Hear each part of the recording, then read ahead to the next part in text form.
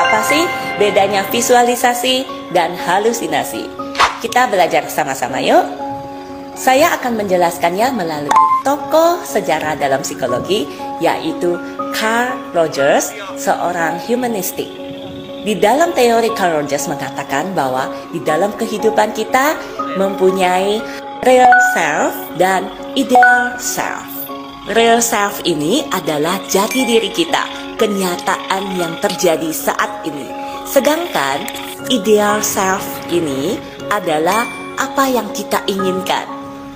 Contoh dari ideal self, ketika kita ketemu seseorang yang menurut kita penting, maka diri kita dengan alami ingin tampil sebaik mungkin di depan orang tersebut untuk pertama kalinya.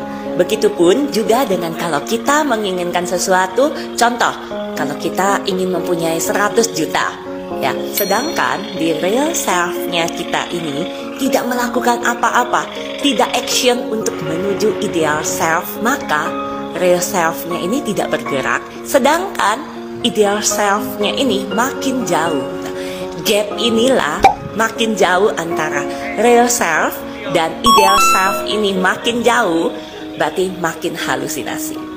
Di dalam visualisasi, kita bisa melakukan dua hal. Entah itu ideal self-nya kita ditarik mundur, tidak berkeinginan terlalu jauh, sehingga dia mendekati si real self-nya ini. Atau si real self-nya ini yang mendekati si ideal self.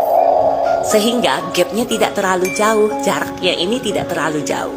Ya, teori ini juga bisa dipakai dalam memanifestasikan sesuatu atau loa, ya kan? Nah, kalau kita mempunyai keinginan, maka kita akan menjadi atau mendekati minimal apa yang kita inginkan. Actionnya kita menjadi, contoh tadi, ingin mempunyai 100 juta, ya kita menjadi orang yang punya 100 juta. Itu loh yang dimaksud, ya. Tetapi di dalam teorinya Carl Rogers, real self dan ideal self ini tidak bisa digabung menjadi satu. Dia tetap berdampingan, ya. Jadi jalannya berdampingan. Makin dekat gapnya, makin bagus, makin sehat mentalnya.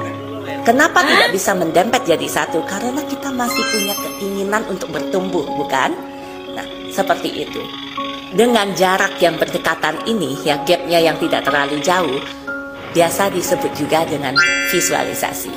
Jadi kita hanya memvisualisasikan apa yang kita inginkan. Sekarang saya ingin tantang kamu untuk mengecek atau merenungkan kembali, apakah real self-nya kamu dengan ideal self-nya kamu berdekatan atau berjauhan? Tulis di kolom komentar.